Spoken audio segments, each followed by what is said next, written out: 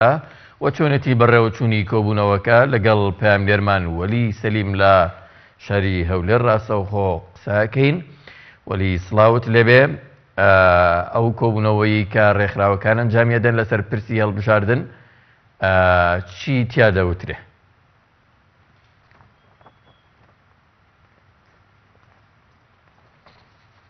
بێتم بەڵێ کۆبنەوەکە لە نێوان کۆمیسیۆنی باڵای سەرخۆی هەڵبژاردنەکانی عێراق ئۆفیسی هەولێر هەروەها ڕێکخراوەکانی کۆمەڵگەی مەدەنی ئەو ڕێکخراوانێکە لە بواری هەڵبژاردنەوە پرۆسی هەڵبژاردن کار دەکەن. کۆبنەوەکە تایبەت کرا بۆی کە وردەکاری لە نێوان ئەم دوو لایەنە هەبێتن. بۆ نمونە کۆمیسیۆن ئەمڕۆ وردەکاری داوە سەربارەت بە پرۆسی هەڵبژاردن کە پرۆسی هەڵبژاردن چۆن بەڕێوە دەچێت و چەند حیزب ناوی خۆی تۆمار کردبووە کە لە هەڵبژاردنەکان بەشدار بێت و تاوەکو کەی دەتوان ئەوان ناوی کاندیدانیان پێشکەشکردن. بەرپرسی ئۆفیسی هەولێر کۆمیسیۆنی باڵای سەربەخۆی هەڵبژاردنەکانی عێراق ئاماژەی بەوە کرد کە تاوەکو دەی دوو تاوای ئەو حیزبانە دەبێت ناوی کاندیدەکانیان پێشکەش بکەن. هەروەها ئەگەر تا ئەو کاتە ناوی کاندیدەکان پێشکەش نەکەن ئەوە ئەوان وەلی ئەمە تایبەتە بە هەڵبژاردنەکانی عێراق کاتە پێشکەشکەم بۆی کە بەڵێ تایبەتە بە هەڵبژاردنەکانی عێراق و تایبەتە بە کارتی ئەلکترۆنی و هەروە بایۆمەتری و کۆمەڵێک زانیاری تر کە ئەدرێ بە ڕێکخراوەکانی کۆمەڵگەی مەدەنی و هەروە دروستکردنی هەماهەنگی لە نێوان کۆمیسیۆن و ڕێکخراوەکانی کۆمەڵگەی مەدەنی بۆ ئەوەی کە لە ڕۆژی دەنگدان ئەم دوو لایەنە هاوکاری یەک بن و هەروە ڕێکخراوەکانی کۆمەڵگەی مەدەنی چاودێر بن لەسەر پرۆسەکە بۆ ئەوەی کە پرۆسەکە بە شەفافی بە ڕێکپێکی بەڕێ بچێت. بەرپرسی ئۆفیسی هەولێری کۆمیسیۆنی باڵای سەربەخۆی هەڵبژاردنەکانی عێراق ئاماژەی بۆ کرد کە ئەوان 100% تۆماری دەنگدەرانیان پاک کردوتە لە ناوی دووبارە مردوو بە بەو ڕێکاری کە پێشتر گرتویانە بەر بایۆمەتری. بۆ هیچ ئێستا گومانێک نەماوە لەسەر ئەوەی کە لەسەر تۆمارەکەی دەنگدەران ئەوان دەتوانن پرۆسەیەکی شەفاف بەڕێوەبن. بەڵام من ئێستا بۆ زانیاری زیاتر لەسەر ئەم کۆبنەوە ئێستا بەرپرسی راپۆرتەکان لە تۆڕی شەمس وەردەگرم. ئەو زانیاری زیاترمان پێدا مامۆستا تۆ وەکو بەرپرسی راپۆرتەکان لە تۆڕی شەمس ئەمڕۆژ وەکو ڕێکخراوەکان کۆبنەوەتان هەبووە لەگەڵ ئۆفیسی هەولێر کۆمیسیۆنی باڵای سەربەخۆی هەڵبژاردنەکانی عێراق.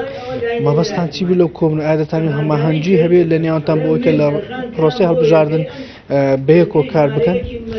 زۆر سپاس. ئەمە بەتەنیا کۆبنەوە نییە. تەبان ئێمە وەکو ڕێکخراوەکان لە هەموو قەزاکانی شاری هەولێر هەردە قەزاکە کۆمەڵی ڕێکخراو لە هەر قەزایەکەوە هاتوونە وەکو هاوپەیمانیەک وەکو تۆڕێکمان دروست کردووە.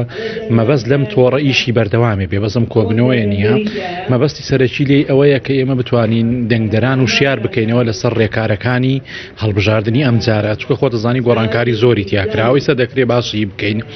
کەواتە ئەم کۆبنەوەی ئەمڕۆمان بریتیە لە ئەوەی کە ئەو ڕێکخراوانە لە هەموو قەزاکانی هەولێر هاتوونە کۆمیسیۆنمانشیناوە ڕێنمایەکان چۆنیەتی تۆماری دەنگدەران چۆنیەتی خەڵک دەچێت بۆی ناوی خۆی نوێکاتەوە دەچێت بۆی کارتەکەوریت و هەموو معلوماتەکە وەرەگرن هەموو زانیاریەکان وەرەگرن. ئەنجا ئەو ڕێکخراوانە دەگەڕێنەوە هەر یەک لە قەزاکەی خۆیان دەچێت چالاکی دەکات کۆڕ دەکات سمینار دەکات. کۆمیسیۆن مەبەستێتی لەگەڵ ڕێکخراوەکان کۆنتاک بۆی کە ڕێکخراوەکان لە ئێستاوە کار بکەن بۆی کە هاوڵاتیان هۆشیارکەنەوە بەردەم پرۆسی هەڵبژاردن. بەڵێ لەبەرچی لەبەرەوەی تۆ دەزانی ئەم جارە دەنگداری ئەلکترۆنیە وەکو جاران نییە. تۆ بستەوێ بڵێ من ناوم لە سجلە هەوێ نفوسم پێ یان جنسی عێراقیم پێ و دەچم دەنگدەم بەو شکڵەن دەنگدەر ناتوانێت دەنگ بدا. دەبێت لە تۆماری بایۆمەتریا هەبێ. خەڵکێکەیە تۆماری بایۆمەتری کردووە خەڵکێکەیە نەیکردووە ناوەندەکانی ستە کراونەتەوە دەتوانن بستە بایۆمەتری بکەن. کەواتە دەنگدانی ئەم جارە بۆ هاوڵاتی دەبێت لە بایۆمەتری سیستمی بایۆمەتری ڕێکخراوەکان دەتوان چی بکەن لە پرۆسە؟ ئێمە دەتوانین ئەوەی کە مەبەستمانە لەمەش لە ئێستاکەوە هەتاکو نزیکە بینەوە لە ئینتیخابات مانجی 5 کە 12 قرار سەردراوە ئیشی ئێمە وەکو ڕێکخراوەکان ئەوە دەبێ هاوڵاتیان وشیارکەینەوە بچێ ئیجراعاتی خۆی تەواوکە ببێتە دەنگدەرێکی ڕاستەقینە کەواتە تەزیلی خۆی تەواوکە لە سیستمی بایۆمەتریەکە. ئەگەر نا ئەو هاوڵاتیە مەحرومە بێ لە دەنگدان. بۆیە ئێمە هەدەفمانە ئەوە حەقێکی خەڵکە دەنگدان بۆچێ دەنگەدا مەوزوعێکی ترە. بەس ئێمە هەدەفمانە یارمەتیدەری هاوڵاتیان دەنگدەر بین بۆی ڕێنمایی بکەین چۆن دەتوانێت ببێتە دەنگدەرێک و شتەکانی تەواو بێ لە ڕووی قانونیەوە بتوانێت دەنگدانی خۆی بکات. نازم محەممەد بەڕێوەبەری راپۆرتەکان لە تۆڕی سەلیم پامێرمان لە شاری هەولێر زۆر سپاس بۆ خۆتان بۆ میوانە بە ڕێزەکەتان.